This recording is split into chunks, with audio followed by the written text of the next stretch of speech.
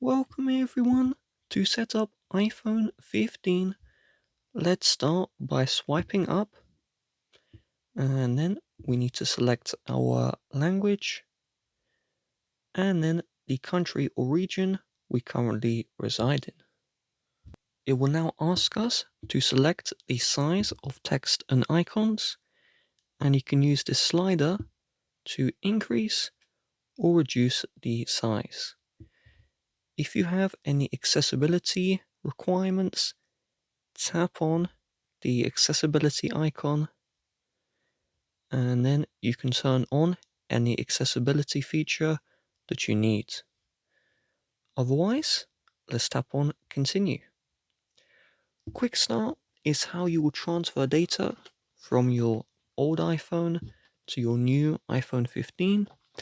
I have a dedicated tutorial on transferring data from an old iPhone in the description.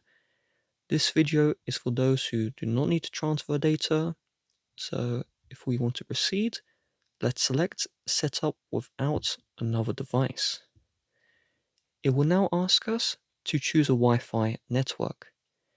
If you have a US model of iPhone 15 and you need to set up eSIM, then you will need to connect to a Wi-Fi network to activate the eSIM card. If you have an international model of iPhone 15, you can insert a SIM card and then skip connecting to Wi-Fi. I'm going to connect to my Wi-Fi now. Now your iPhone will activate. If this iPhone 15 was used and it's asking you to enter in the old owner's login details, you will need to contact the previous owner and ask them to remove their account. If they can't remove their account from your iPhone, you must return the phone as it cannot be used. If we see data and privacy, then there is no lock, we could proceed. Let's tap on continue. And then we see here, set up iPhone for myself or for a child. If you want to set up for a child, you will need a second iPhone. So for me, this is for myself. So I'm going to select setup for myself. Face ID is a 3D face scan, and this is used to unlock your iPhone and protect it from other people. I'd recommend you select continue and then get started. And now you need to place your face in the frame of the front camera and then rotate your head to have your full face scanned. Once the scan is done, if you use a mask, select use Face ID with mask and it will ask you to do a second scan. If you don't, like me, select don't use Face ID with mask and Face ID is now set up. From here, it's asking us to create a passcode. By default, it shows a 6-digit passcode. To create a 4-digit passcode, select passcode options and you see 4-digit, but you can set an unlimited length numeric, which is a pin, unlimited length pin, or a custom alphanumeric, which is just a full-on password with letters and numbers. I'm going to select 4-digit and then I'm going to enter in my pin and verify it. There we go. It's now asking us, do we want to transfer apps and data? We don't want to do this, but again, if you do want to do this, then I do have a tutorial dedicated for that in the description. So for me, I'm going to select don't transfer anything. And now it's asking us to sign in with an Apple ID. If you don't have an Apple account, select don't have Apple ID and then create a free Apple ID and follow the on-screen instructions.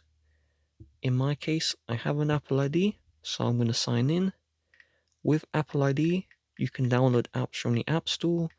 You can use services like iMessage, FaceTime. It is required to use most features on your iPhone. Now it's going to ask us to agree to the terms and conditions. You must agree to use your iPhone. and it's going to sign us in to our Apple account. We see here, make this your new iPhone. Let's select customize. We see update your iPhone automatically. You can select continue or only download automatically. I personally select only download automatically, as I usually keep in the loop when a new software update releases. Location services, I recommend you enable this. Apps can only use your location if you grant the permission first, and location can be used for weather, map navigation. Set up mobile service, this is eSIM. If you're in the US, you must activate eSIM to use mobile data to make phone calls, and I have a dedicated tutorial on activating eSIM, which I will link in the description. It covers what both of these options do. If you want to insert a physical SIM card, or you just don't want to use eSIM, let's select Setup Later. And then we're going to be asked to use Apple Pay. I'm personally going to select Setup Later, but if you want to use Apple Pay, you will need to enter in your card information, and it will do some verification process, and then you can use your card on your iPhone to make payments. And it's asking us to improve Siri. I'm personally going to select Not Now, because it will send your data to the cloud. Screen time, this just shows you how much you're using your iPhone. I'm going to select Continue for this.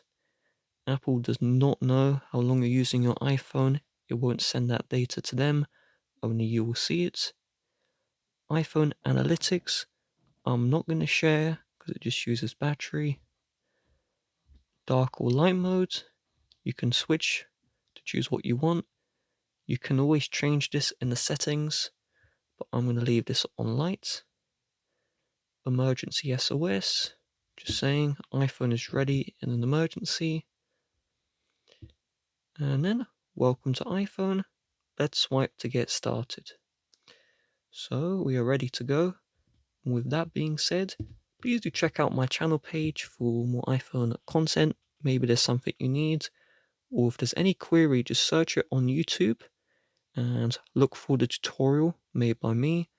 It doesn't matter how obscure the query is, there's most likely a tutorial made by me on how to fix it. And thanks for watching, bye bye.